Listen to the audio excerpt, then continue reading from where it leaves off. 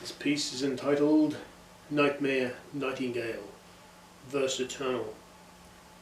The song is the evening diamond, splitting light into diamondless souls, carrying them far into sunlit spaces, her shadow fibre that fills their holes. How skillfully she flies and hovers from midnight to morning tree, filling the notes of the evening tide, bombarding their winter-struck dreams.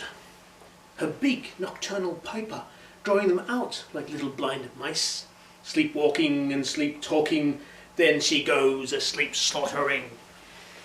With lashings of a spinning tail, tapped in spirits released to roam, leading these fell ones to a place beyond reach to natal nested homes.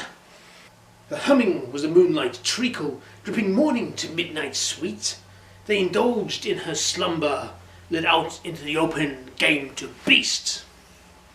Now they are suspended by her song, still scattering through universe free, distilled by octave embrace, with the sounds of all and forever, because her voice is made of eternity.